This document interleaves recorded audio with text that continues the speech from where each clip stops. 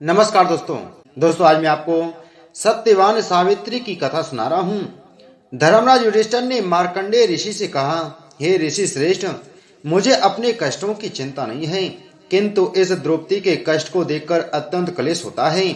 जितना कष्ट यह उठा रही है, क्या और किसी अन्य पतिव्रता नारी ने कभी उठाया है?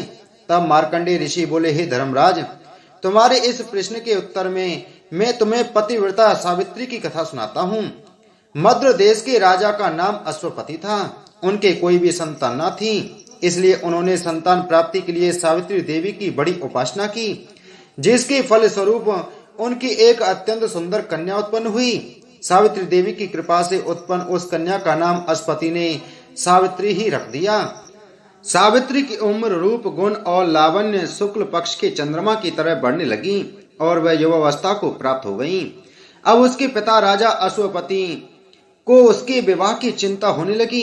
एक दिन उन्होंने सावित्री को बुलाकर कहा कि पुत्री, तुम अत्यंत विदुषी हो, अतः अपने अनुरूप पति की खोज तुम स्वयं ही कर लो।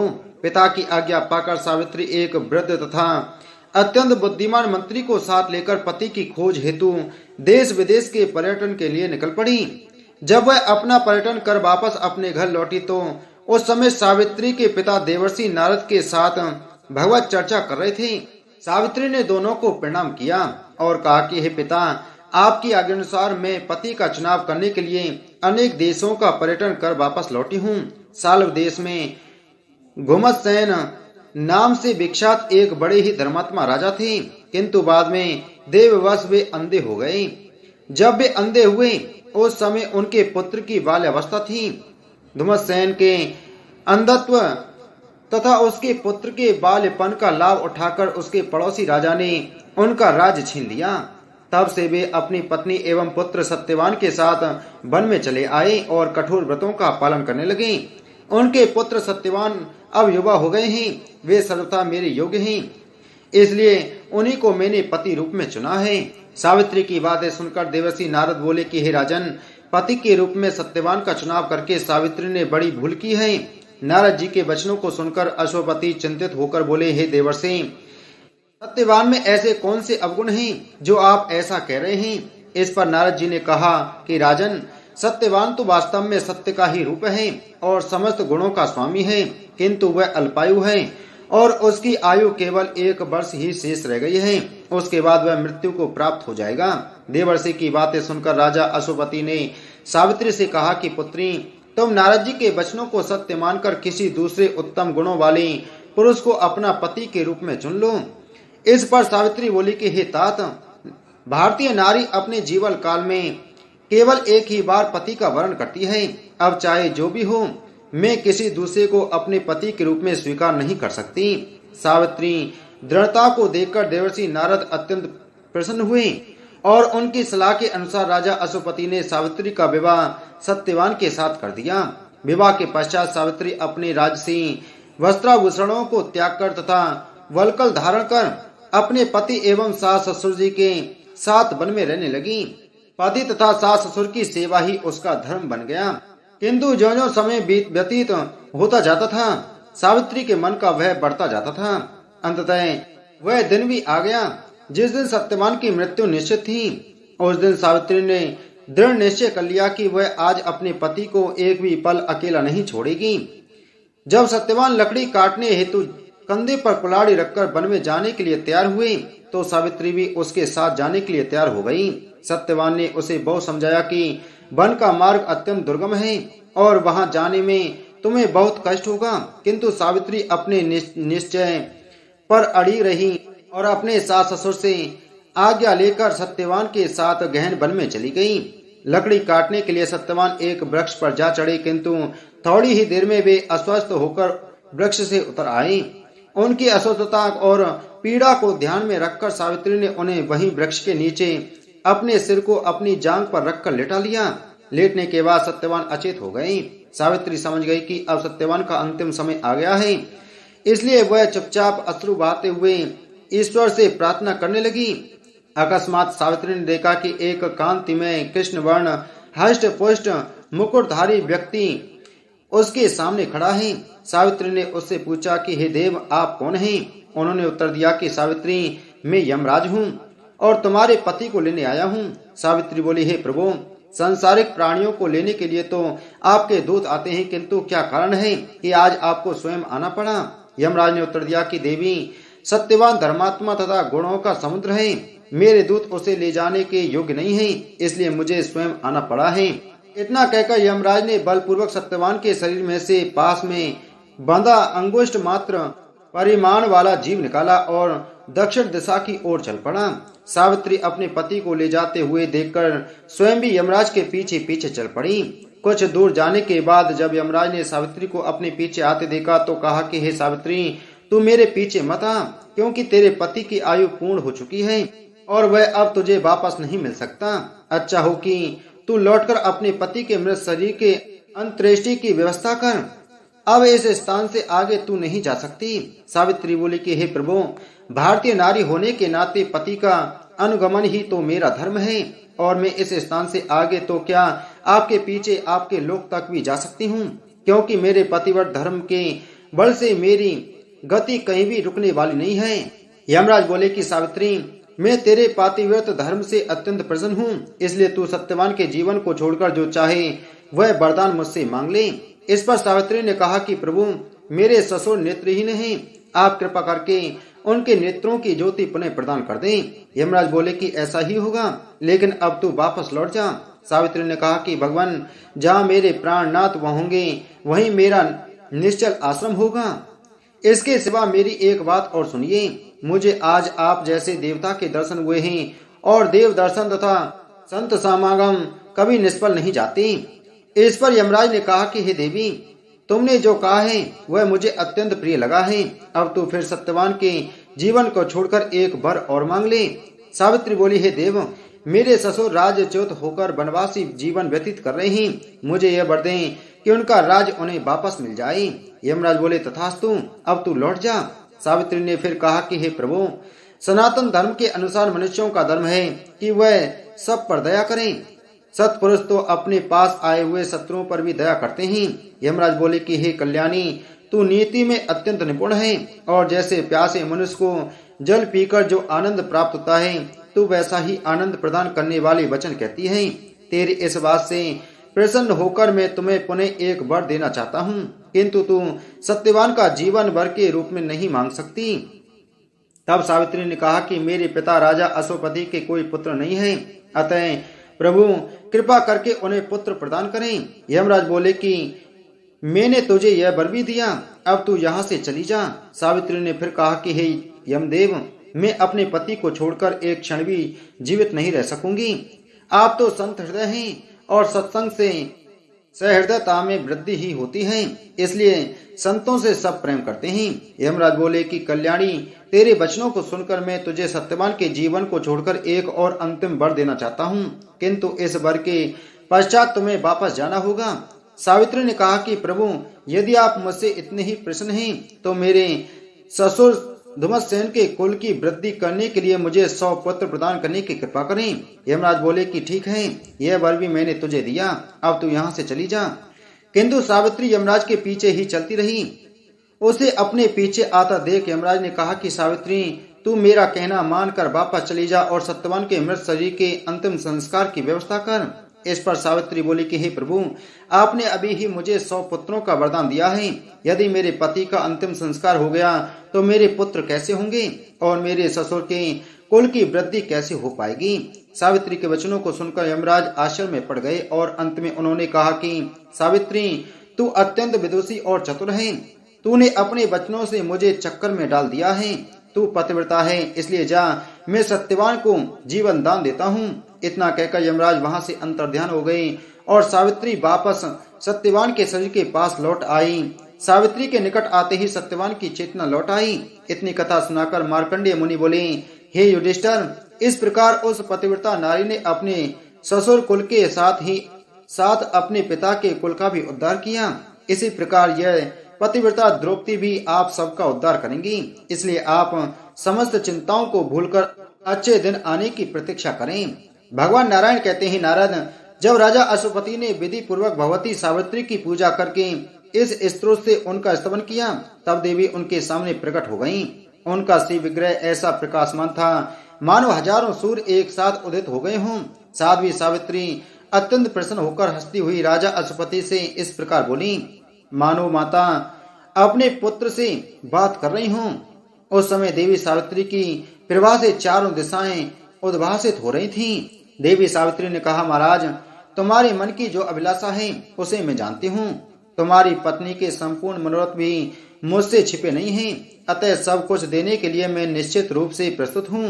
राजन, तुम्हारी परम साध्वी रानी कन्या की अभिलाषा करती है और तुम पुत्र चाहते हो। क्रम से दोनों ही प्राप्त होंगे।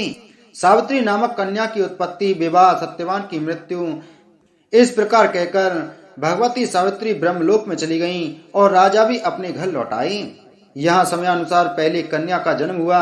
भगवती सावित्री की आराधना से उत्पन्न हुई लक्ष्मी की कला स्वरूपा उस कन्या का नाम राजा अश्वपति ने सावित्री रखा। वह कन्या समयानुसार शुक्ल पक्ष के चंद्रमा के समान प्रतिदिन बढ़ने लगी। समय पर उस सुंदरी कन्या में नव यौवन के लक्षण प्रकट हो गए।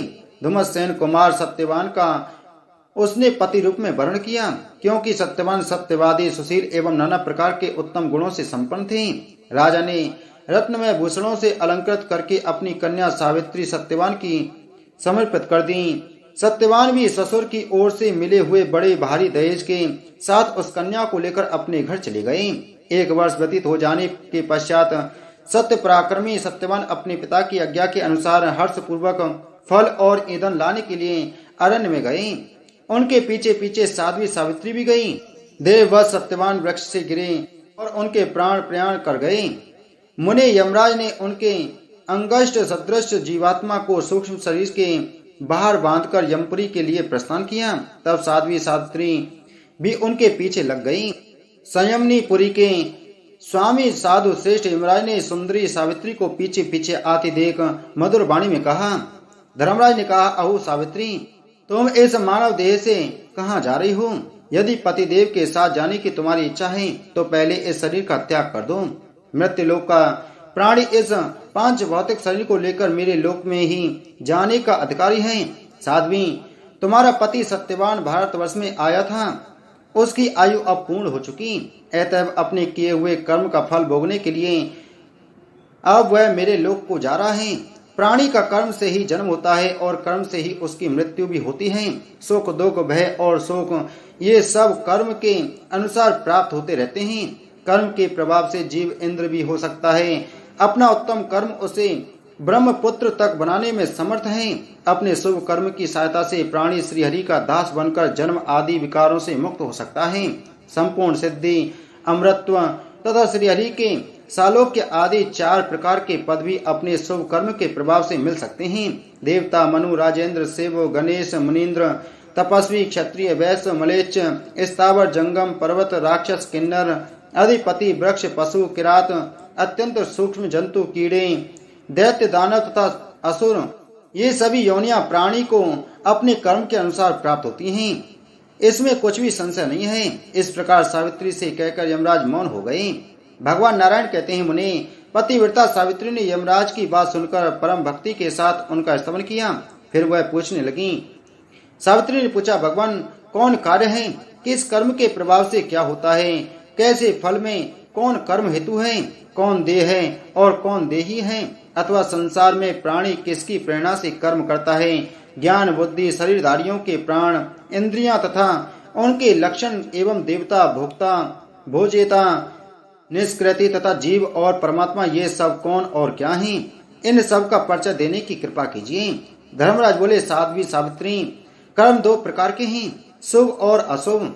वेदोक्त कर्म शुभ हैं, इनके प्रभाव से प्राणी कल्याण के भागी होते हैं। वेद में जिसका स्थान नहीं है वह अशुभ कर्म नरक प्रद है।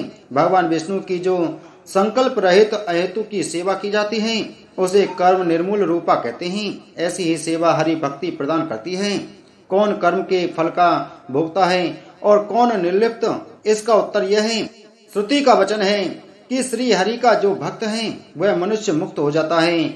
जन्म, मृत्यु, जरा, व्याधि, शोक और भय ये उस पर अपना प्रभाव नहीं डाल सकते।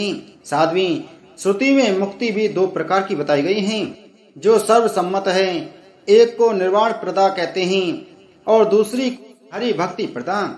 मनुष्य इन दोनों के अधिकारी हैं। वैष्णव पुरुष हरि भक्ति स्वरूपा मुक्ति चाहते हैं और अन्य साधुजन निर्वाण प्रदान मुक्ति की इच्छा करते हैं। कर्म का जो बीज रूप है वही सदा फल प्रदान करने वाला है। कर्म कोई दूसरी वस्तु नहीं, भगवान श्री कृष्ण का ही रूप है। वे भगवान प्रकृति से परे हैं। कर्म भी इन्हीं से होता है क्योंकि वे उसके हेतु रूप हैं। जीव कर्म का फल भोगता है। आत्मा तो सदा निर्लिप्त ही है। देही आत्मा का प्रतिबिंब है, वही जीव है। देह तो सदा से नश्वर है। पृथ्वी, तेज, जल, वायु और आकाश, ये 5 भूत उसके उपादान हैं। परमात्मा के सृष्टि कार्य में ये सूत्र रूप हैं। कर्म करने वाला जीव देही है, वही भोक्ता और अंतर्यामी रूप से भोजेता भी है। सुख एवं दुख के साक्षात स्वरूप वैभव का ही दूसरा नाम भोग है। निष्कृष्टि मुक्ति को ही कहते हैं। सद सत्य संबंधी विवेकी के अधिकारण का नाम ज्ञान है। इस ज्ञान के अनेक वेद हैं। घट पटादि विषय तथा उनका वेद ज्ञान के वेद में कारण कहा जाता है। विवेचनमयी शक्ति को बुद्धि कहते हैं। श्रुति में ज्ञान बीज नाम से इसकी प्रसिद्धि है। वायु के ही विभिन्न रूप प्राण हैं। इन्हीं के प्रभाव से प्राणियों के शरीर में शक्ति का संचार होता है। जो इंद्रियों में प्रमुख परमात्मा का अंश, संयमात्मक, कर्मों का प्रेरक, प्राणियों के लिए दुर्निवार्य, अग्नि रूप्य, अदृश्य तथा बुद्धि का एक वेद है, उसे मन कहा गया है। यह शरीरधारियों का अंग तथा संपूर्ण कर्मों का प्रेरक है। यही इंद्रियों को विषयों में लगाकर दुखी बनाने के कारण शत्रु रूप हो जाता है और सत्कार्य में लगाकर सुखी बनाने के कारण मित्र रूप है। आंख, कान, नाम, त्वचा और जिह्वा आदि इंद्रियां हैं। सूर्य, वायु, पृथ्वी और वाणी आदि इंद्रियों के देवता कहे गए हैं। जो प्राण एवं देह आदि को धारण करता है उसी की जीव संज्ञा है। प्रकृति से परे जो सर्वव्यापी निर्गुण ब्रह्म है उन्हीं को परमात्मा कहते हैं। ये कारणों के भी कारण हैं। ये स्वयं भगवान श्री कृष्ण हैं। वत्से, तुमने जो कुछ पूछा था वह सब मैंने शास्त्रानुसार बतला दिया। यह विषय ज्ञानियों के लिए परम ज्ञान में है। अब तुम सुख पूर्वक लौट जाओ। सावित्री ने कहा, प्रभु आप ज्ञान के अथाह समुद्र हैं। अब मैं इन अपने प्राणनाथ और आपको छोड़कर कैसे कहाँ जाऊं? मैं जो बातें पूछती हूँ उसे आप मुझे बताने की कृपा करें। जीव किस कर्म के प्रभाव से किन किन योनियों में जाता है? पिताजी, कौन कर्म स्वर्ग पद है और कौन नरक पद? किस कर्म के प्रभाव से प्राणी मुक्त हो जाता है तथा श्री हरि में भक्ति उत्पन्न करने के लिए कौन सा कर्म कारण होता है? किस कर्म के फल स्वरूप प्राणी रोगी होता है और किस कर्म फल से निरोग, दीर्घजीवी और अल्पजीवी होने में कौन कौन से कर्म प्रेरक हैं? किस कर्म के प्रभाव से प्राणी सुखी होता है और किस कर्म के प्रभाव से दुखी? किस कर्म से मनुष्य अंगहीन, एकाक्ष, बधिर, अंधा, पंगु, उन्मादी, पागल तथा अत्यंत लोभी और नरक घाती होता है? एवं सिद्धि और सालोक्य आदि मुक्ति प्राप्त होने में कौन कर्म सहायक है? किस कर्म के प्रभाव से प्राणी ब्राह्मण होता है और किस कर्म के प्रभाव से तपस्वी, स्वर्ग आदि भोग प्राप्त होने में कौन कर्म साधन है? किस कर्म से प्राणी वैकुंठ में जाता है? ब्रह्मन, गोलोक, निरामय और संपूर्ण स्थानों से उत्तम धाम है। किस कर्म के प्रभाव से उसकी गति प्राप्ति हो सकती है? कितने प्रकार के नरक हैं और उनकी कितनी संख्या है और उनके क्या क्या नाम हैं? कौन किस नरक में जाता है और कितने समय तक वहां यातना भोगता है? किस कर्म के फल से प्राणियों के शरीर में कौन सी व्याधि उत्पन्न होती है? भगवान, मैंने ये जो प्रश्न किए हैं इन सब के उत्तर देने की आप कृपा करें। भगवान नारायण कहते हैं, नारद, सावित्री के वचन सुनकर यमराज के मन में बड़ा आश्चर्य हुआ। वे हंसकर प्राणियों के कर्म विपाक कहने के लिए उद्यत हो गए। धर्मराज ने कहा, प्यारी बेटी, अभी तुम हो तो अल्प वय की बालिका, किंतु तुम्हें पूर्ण विद्वानों, ज्ञानियों और योगियों से भी बढ़कर ज्ञान प्राप्त है। पुत्री, भगवती सावित्री के वरदान से तुम्हारा जन्म हुआ है। तुम उन देवी की कला हो। राजा ने तपस्या के प्रभाव से सावित्री जैसी कन्या रत्न को प्राप्त किया है। जिस प्रकार लक्ष्मी भगवान विष्णु के, भवानी शंकर के, राधा श्री कृष्ण के, सावित्री ब्रह्मा के, मूर्ति धर्म के, सतरूपा मनु के, देवभूति कर्दम के, अरुंधति वशिष्ठ के, अदिति कश्यप के, अहिल्या गौतम के, शची इंद्र के, रोहिणी चंद्रमा के, रति कामदेव के, स्वाहा अग्नि के, स्वदा पितरों के, संज्ञा सूर्य के, वरुणानी वरुण के, दक्षिण यज्ञ के, पृथ्वी बारा के और देवसेना कार्तिकेय के पास सौभाग्यवती प्रिय बनकर शोभा पाती हैं, तुम भी वैसे ही सत्यवान की प्रिया बनो। मैंने यह तुम्हें वर दे दिया, माँ भागे इसके अतिरिक्त भी जो तुम्हें अभिष्ट हो वह वर मांगो, मैं तुम्हें सभी अभिलाषित वर देने को तैयार हूँ। सावित्री बोली, माँ भाग, सत्यवान के औरस अंश से मुझे 100 पुत्र प्राप्त हों, यही मेरा अभिलषित वर है। साथ ही मेरे पिता भी 100 पुत्रों के जनक हों, मेरे ससुर को नेत्र लाभ हो और उन्हें पुनः राज्य से प्राप्त हो जाए, यह भी मैं चाहती हूँ। जगत प्रभु, सत्यवान के साथ में बहुत लंबे समय तक रहकर अंत में भगवान श्री हरि के धाम में चली जाऊं, यह वर भी मेरे को देने की कृपा करें। प्रभु, मुझे जीव के कर्म का विपाक तथा विश्व से तर जाने का उपाय भी सुनने के लिए मन में महान कौतूहल हो रहा है, अतः आप यह भी बतावें। धर्मराज ने कहा, महासाध्वी, तुम्हारे संपूर्ण मनोरथ पूर्ण होंगे। अब मैं प्राणियों का कर्म विपाक कहता हूँ, सुनो। भारतवर्ष में ही शुभ अशुभ कर्मों का जन्म होता है, यहीं के कर्मों को शुभ या अशुभ की संज्ञा दी गई है। यहाँ सर्वत्र पुण्य क्षेत्र है, अन्यंत्र नहीं। अन्यंत्र प्राणी केवल कर्मों का फल भोगते हैं। पतिव्रते, देवता, दैत्य, दानव, गंधर्व, यक्ष, राक्षस तथा मनुष्य ये सभी कर्म के फल भोगते हैं, परंतु सबका जीवन समान नहीं है। उनमें से मानव ही कर्म का जनक होता है, अर्थात मनुष्य योनि में ही शुभ शुभ कर्म किए जाते हैं, जिनका फल सर्वत्र सभी योनियों में भोगना पड़ता है। विशिष्ट जीवधारी विशेषतः मानव ही सब योनियों में कर्मों का फल भोगते हैं और सभी योनियों में भटकते हैं।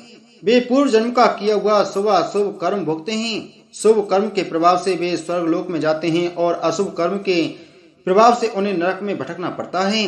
कर्म का निर्मूलन हो जाने पर मुक्ति होती है। साध्वी, मुक्ति 2 प्रकार की बतलाई गई है, एक निर्वाण स्वरूपा और दूसरी परमात्मा श्री कृष्ण की सेवा रूपा। बुरे कर्म से प्राणी रोगी होता है और शुभ कर्म से आरोग्यवान। वह अपने शुभ अशुभ कर्म के अनुसार दीर्घजीवी, अल्पायु, सुखी एवं दुखी होता है। कुत्सित कर्म से ही प्राणी अंगहीन, अंधे, बहरे आदि होते हैं। उत्तम कर्म के फल स्वरूप सिद्धि आदि की प्राप्ति होती है। देवी, सामान्य बातें बताई गईं, अब विशेष बातें सुनो। सुंदरी, यह अतिशय दुर्लभ विषय शास्त्रों और प्राणों में वर्णित है, इसे सबके सामने नहीं कहना चाहिए। सभी जातियों के लिए भारतवर्ष में मनुष्य का जन्म पाना परम दुर्लभ है। साध्वी, उन सब जातियों में ब्राह्मण श्रेष्ठ माना जाता है, वह समस्त कर्मों में प्रशस्त होता है। भारतवर्ष में विष्णु भक्त ब्राह्मण सबसे श्रेष्ठ हैं। पतिव्रते, वैष्णव के भी 2 वेद हैं, सकाम और निष्काम। सकाम वैष्णव कर्म प्रदान होता है और निष्काम वैष्णव केवल भक्त। सकाम वैष्णव कर्मों का फल भोगता है और निष्काम वैष्णव शुभाशुभ भोग के उपद्रव से दूर रहता है। साध्वी, ऐसा निष्काम वैष्णव शरीर त्याग कर भगवान विष्णु के निरामय पद को प्राप्त कर लेता है। ऐसे निष्काम वैष्णवों का संसार में पुनः रागमन नहीं होता। द्विभुज भगवान श्री कृष्ण पूर्ण ब्रह्म परमेश्वर हैं। उनकी उपासना करने वाले भक्त पुरुष अंत में दिव्य शरीर धारण करके गोलोक में जाते हैं। सकाम वैष्णव पुरुष उच्च वैष्णव लोकों में जाकर समयानुसार पुनः भारतवर्ष में लौट आते हैं। 2 जातियों के कुल में उनका जन्म होता है, वे भी काल चक्र में से निष्काम भक्त बन जाते हैं और भगवान उन्हें निर्मल भक्ति भी अवश्य देते हैं। वैष्णव ब्राह्मण से भिन्न जो सकाम मनुष्य हैं, वे विष्णु भक्त से रहित होने के कारण किसी भी जन्म में विशुद्ध बुद्धि नहीं पा सकते। साध्वी, जो तीर्थ स्थान में रहकर सदा तपस्या करते हैं, वे द्विज ब्रह्मा के लोक में जाते हैं और पुण्य भोग के पश्चात पुनः भारतवर्ष में आ जाते हैं। भारत में रहकर अपने कर्तव्य कर्मों में संलग्न रहने वाले ब्राह्मण तथा सूर्य भक्त शरीर त्यागने पर सूर्य लोक में जाते हैं और पुण्य भोग के पश्चात पुनः भारतवर्ष में जन्म पाते हैं। अपने धर्म में निरत रहकर शिव भक्ति तथा गणपति की उपासना करने वाले ब्राह्मण शिवलोक में जाते हैं, फिर उन्हें लौटकर भारतवर्ष में आना पड़ता है। जो धर्म रहित होने पर भी निष्काम भाव से श्री हरि का भजन करते हैं, वे भी भक्ति के बल से श्री हरि के धाम में चले जाते हैं। साध्वी, जो अपने धर्म का पालन नहीं करते, वे आचारहीन काम लोलुप लोग अवश्य ही नरक में जाते हैं। चारों ही वर्ण अपने धर्म में कटी बुद्धि रहने पर ही शुभ कर्म का फल भोगने के अधिकारी होते हैं। जो अपना कर्तव्य कर्म नहीं करते, वे अवश्य ही नरक में जाते हैं। कर्म का फल भोगने के लिए वे भारतवर्ष में नहीं आ सकते। अतएव चारों वर्णों के लिए अपने धर्म का पालन करना अत्यंत आवश्यक है। अपने धर्म में संलग्न रहने वाले ब्राह्मण स्वधर्म निरत विप्र को अपनी कन्या देने के फल स्वरूप चंद्रलोक को जाते हैं और वहां 14 मनवंतर काल तक रहते हैं। साध्वी, यदि कन्या को अलंकृत करके दान में दिया तो उससे दुगना फल प्राप्त होता है।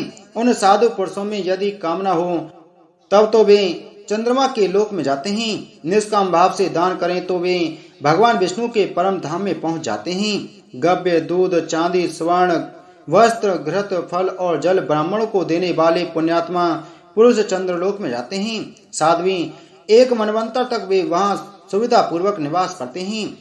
उस दान के प्रभाव से उन्हें वहां सुदीर्घ काल तक निवास प्राप्त होता है। पतिव्रते पवित्र ब्राह्मण को स्वर्ण, गौ और ताम्र आदि द्रव्य का दान करने वाले सत्पुरुष सूर्य लोक में जाते हैं। वे भय बाधा से शून्य हो उस विस्तृत लोक में सुदीर्घ काल तक वास करते हैं। जो ब्राह्मणों को पृथ्वी अथवा प्रचुर धान्य दान करता है वह भगवान विष्णु के परम सुंदर श्वेत द्वीप में जाता है और दीर्घ काल तक वहां वास करता है। भक्ति पूर्वक ब्राह्मण को गृह दान करने वाले पुरुष स्वर्ग लोक में जाते और वहां दीर्घ काल तक निवास करते हैं। वे उस लोक में उतने वर्षों तक रहते हैं जितनी संख्या में उस दान गृह के रज कण हैं। मनुष्य जिस जिस देवता के उद्देश्य से गृह दान करता है अंत में उसी देवता के लोक में जाता है और घर में जितने धूल कण हैं उतने वर्षों तक वहां रहता है। अपने घर पर दान करने की अपेक्षा देव मंदिर में दान करने से चौगुना पूर्त कर्म पापी कूप, तलाक आदि के निर्माण के अवसर पर करने से 100 गुना तथा किसी श्रेष्ठ तीर्थ स्थान में करने से 8 गुना फल होता है। यह ब्रह्मा जी का वचन है। समस्त प्राणियों के उपकार के लिए तड़ाक का दान करने वाला 10,000 वर्षों की अवधि लेकर जनलोक में जाता है। बावली का दान करने से मनुष्य को सदा 100 गुना फल मिलता है। वह सेतु पुल का दान करने पर तड़ाक के दान का भी पुण्य फल प्राप्त कर लेता है। तड़ाक का प्रमाण 4000 धनुष चौड़ा और उतना ही लंबा निश्चित किया गया है। इससे जो लघु प्रमाण में है वही वापी कही जाती है। सत्पात्र को दी हुई कन्या 10 वापी के समान पुण्य प्रदा होती है। यदि उस कन्या को अलंकृत करके दान किया जाए तो दुगना फल मिलता है। तड़ाक के दान से जो पुण्य प्राप्त होता है वही उसके भीतर से कीचड़ और मिट्टी निकालने से सुलभ हो जाता है। वापी के कीचड़ को दूर कराने से उसके निर्माण कराने जितना फल होता है। पतिव्रते जो पुरुष पीपल का वृक्ष लगाकर उसकी प्रतिष्ठा करता है वह हजारों वर्षों के लिए भगवान विष्णु के तपोलोक में जाता है। सावित्री जो सबकी भलाई के लिए पुष्पोद्यान लगाता है वह 10,000 वर्षों तक ध्रुवलोक में स्थान पाता है। पतिव्रते विष्णु के उद्देश्य से विमान का दान करने वाला मानव 1 मनवंतर तक विष्णु लोक में वास करता है। यदि वह विमान विशाल और चित्रों से सुसज्जित किया गया हो तो उसके दान से 54 फल प्राप्त होता है। शिव का दान में उससे आधा फल होना निश्चित है। जो पुरुष भक्ति पूर्वक भगवान श्री हरि के उद्देश्य से मंदिरकार झूला दान करता है वह अति दीर्घ काल तक भगवान विष्णु के लोक में वास करता है। पतिव्रते जो सड़क बनवाता और उसके किनारे लोगों के ठहरने के लिए महल धर्मशाला बनवा देता है वह सत्पुरुष हजारों वर्ष तक इंद्र के लोक में प्रतिष्ठित होता है। ब्राह्मणों अथवा देवताओं को दिया हुआ दान समान फल प्राप्त करता है। जो पूर्व जन्म में दिया गया है वही जन्मांतर में प्राप्त होता है। जो नहीं दिया गया है वह कैसे प्राप्त हो सकता है। पुण्यवान पुरुष स्वर्गीय सुख भोगकर भारतवर्ष में जन्म पाता है उसे क्रमशः उत्तम से उत्तम ब्राह्मण कुल में जन्म लेने का सौभाग्य प्राप्त होता है। पुण्यवान ब्राह्मण सर्व सुख भोगने के अनंतर पुनः ब्राह्मण ही होता है। यही नियम क्षत्रिय आदि के लिए भी है। क्षत्रिय अथवा वैश्य तपस्या के प्रभाव से ब्राह्मणत्व प्राप्त कर लेता है ऐसी बात श्रुति में सुनी जाती है। धर्म रहित ब्राह्मण नाना योनियों में भटकते हैं और कर्म भोग के पश्चात फिर ब्राह्मण कुल में ही जन्म पाते हैं। कितना ही काल क्यों न बीत जाए बिना भोग किए कर्म क्षीण नहीं हो सकते। अपने किए हुए शुभ और अशुभ कर्मों का फल प्राणियों को अवश्य भोगना पड़ता है। देवता और तीर्थ की सहायता तथा काव्य व्यूह से प्राणी शुद्ध हो जाता है। साध्वी ये कुछ बातें तो तुमने बतला दी, अब आगे और क्या सुनना चाहती हो। सावित्री ने कहा, धर्मराज जिस कर्म के प्रभाव से पुण्यात्मा मनुष्य स्वर्ग अथवा अन्य लोक में जाते हैं वह मुझे बताने की कृपा करें। धर्मराज बोले, पतिव्रते, ब्राह्मण को अन्न दान करने वाला पुरुष इंद्रलोक में जाता है और दान किए हुए अन्न में जितने दाने होते हैं उतने वर्षों तक वह वहां निवास पाता है। अन्न दान से बढ़कर दूसरा कोई दान न हुआ है और न होगा।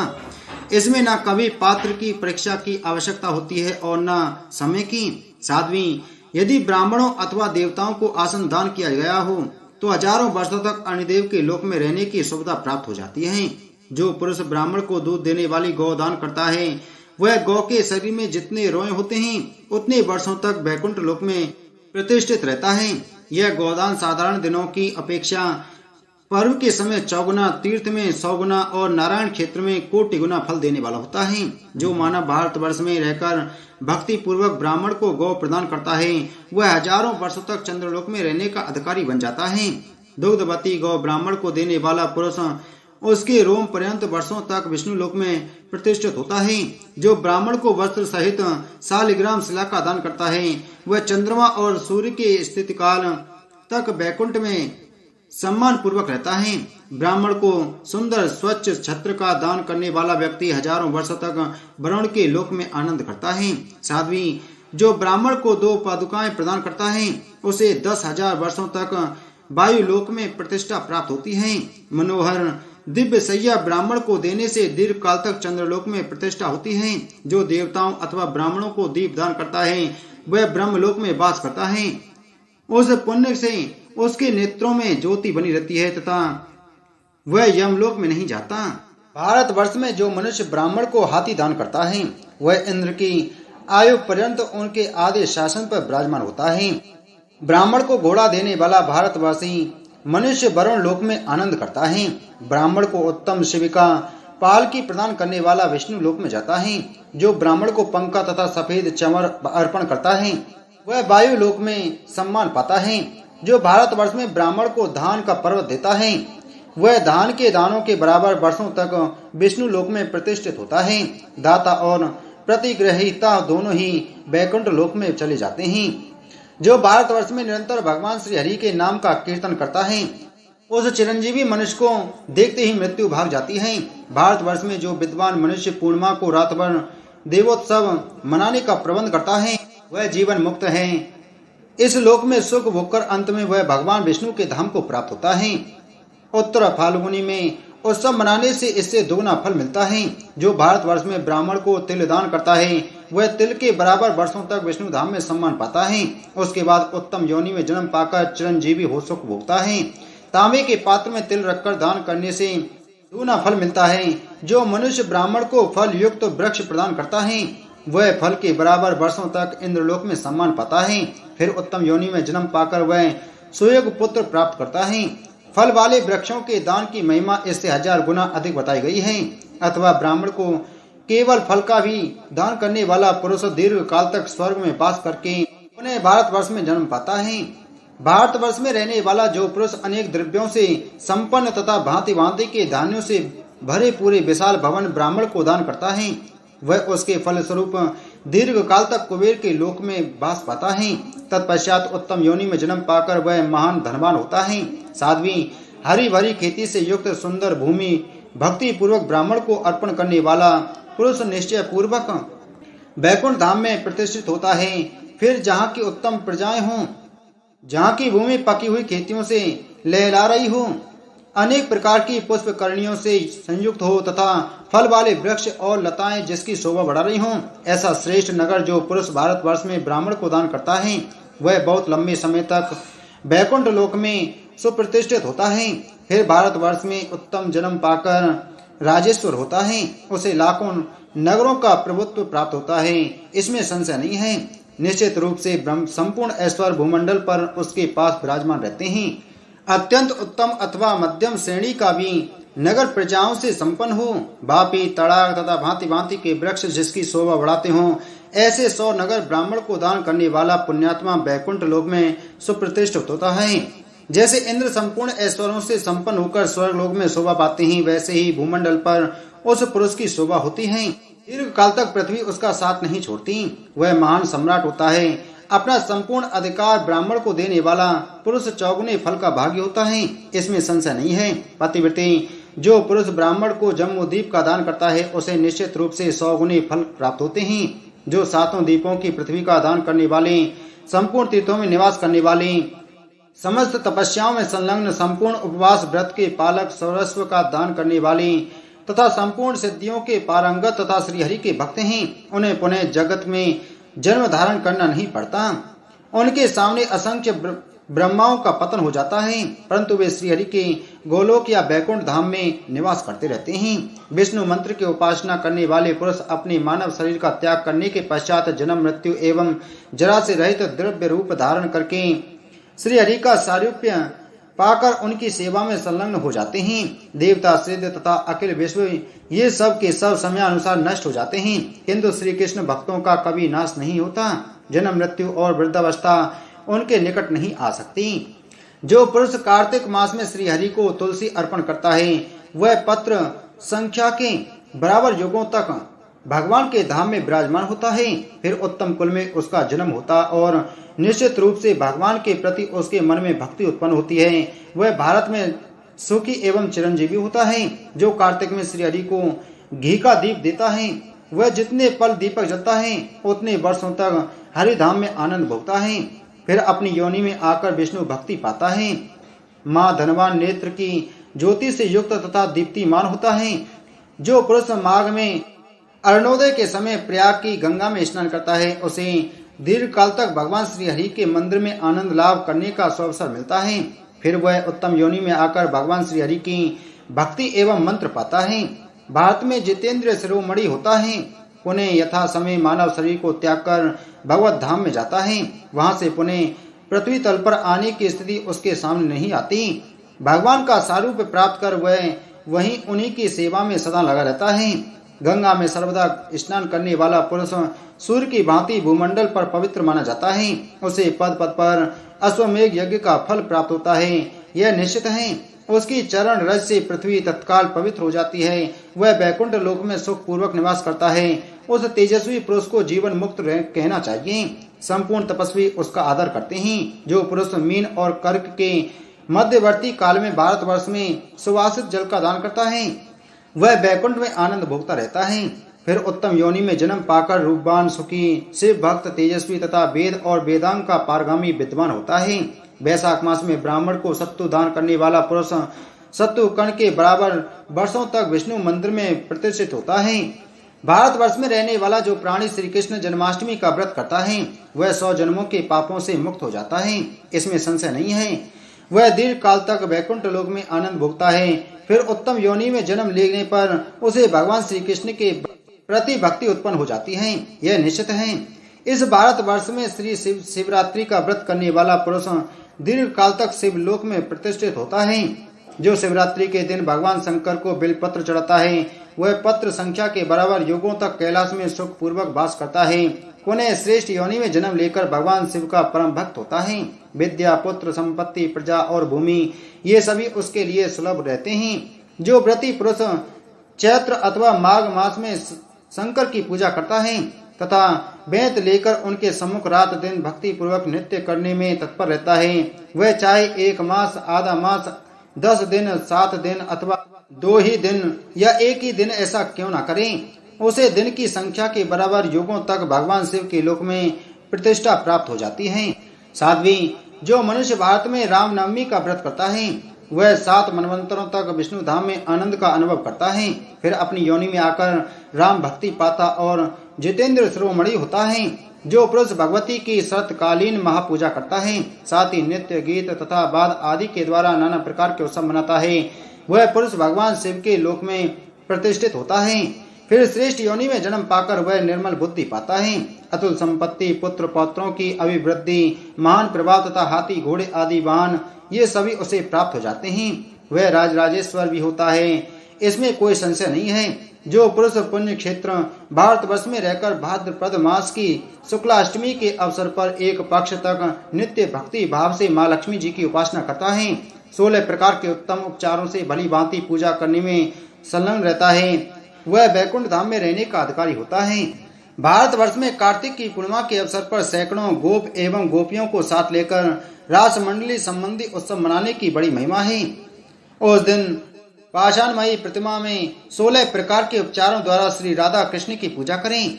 इस पुण्य में कार्य को संपन्न करने वाला पुरुष गोलोक में वास करता है और भगवान श्री कृष्ण का परम भक्त बनता है और उसकी भक्ति क्रमशः वृद्धि को प्राप्त होती है। वह सदा भगवान श्री हरि का मंत्र जपता है। वहाँ भगवान श्री कृष्ण के समान रूप प्राप्त करके उनका प्रमुख पार्षद होता है। जरा और मृत्यु को जीतने वाले उस पुरुष का पुनः वहां से पतन नहीं होता। जो पुरुष शुक्ल अथवा कृष्ण पक्ष की एकादशी का व्रत करता है उसे वैकुंठ में रहने की सुविधा प्राप्त होती है। फिर भारतवर्ष में आकर वह भगवान श्री कृष्ण का अनन्य उपासक होता है। क्रमशः भगवान श्री हरि के प्रति उसकी भक्ति सुदृढ़ हो जाती है। शरीर त्यागने के बाद पुनः गोलोक में जाकर वह भगवान श्री कृष्ण का सारूप्य प्राप्त करके उनका पार्षद बन जाता है। पुनः उसका संसार में आना नहीं होता। जो पुरुष भाद्रपद मास की शुक्ल द्वादशी तिथि के दिन इंद्र की पूजा करता है वह सम्मानित होता है। जो प्राणी भारतवर्ष में रहकर रविवार, संक्रांति अथवा शुक्ल पक्ष की सप्तमी तिथि को भगवान सूर्य की पूजा करके हविष्यान्न भोजन करता है वह सूर्य लोक में विराजमान होता है। फिर भारतवर्ष में जन्म पाकर आरोग्यवान और धनाढ्य पुरुष होता है।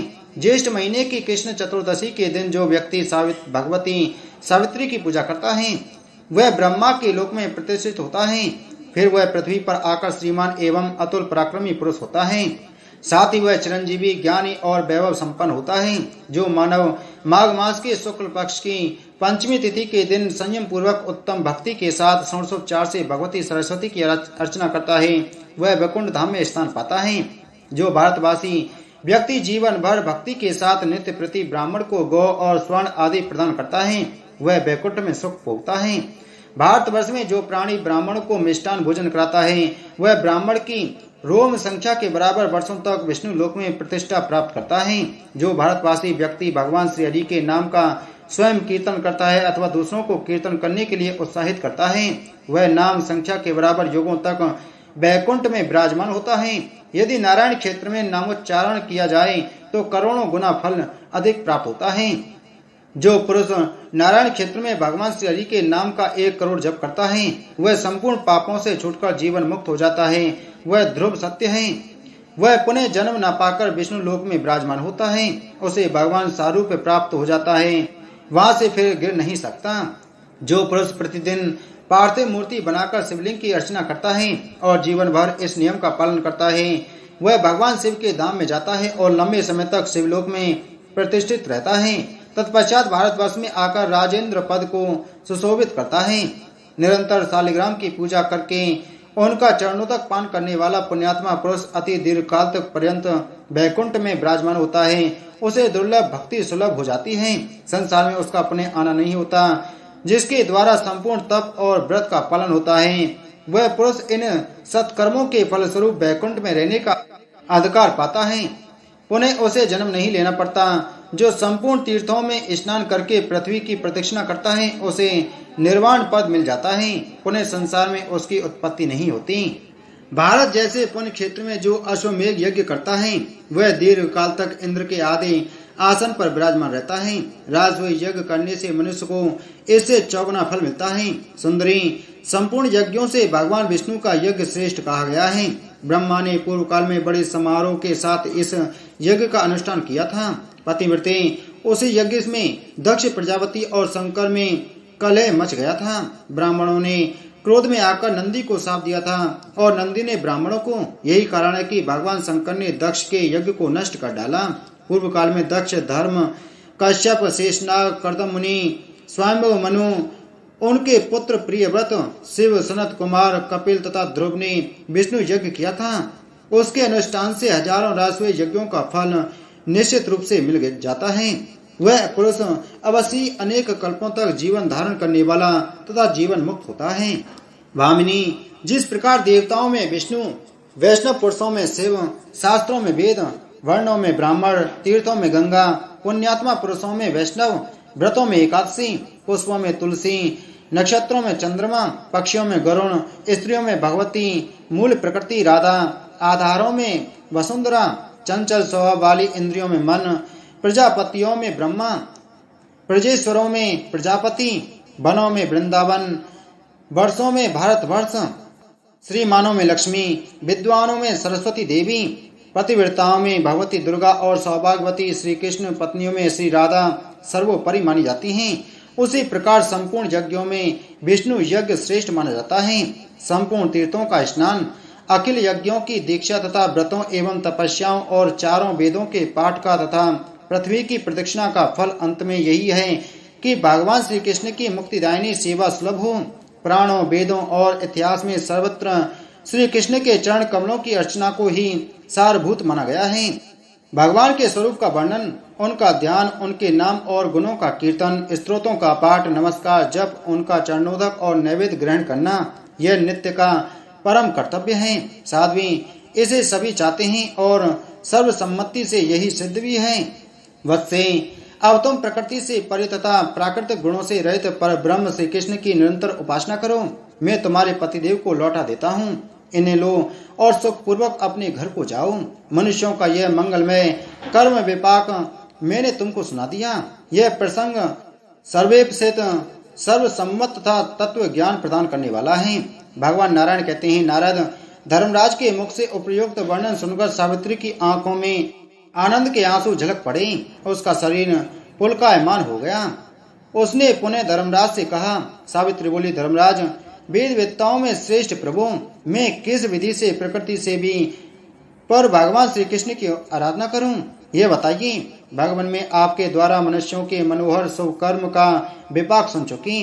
अब आप मुझे अशुभ कर्म विपाक की व्याख्या सुनाने की कृपा करें।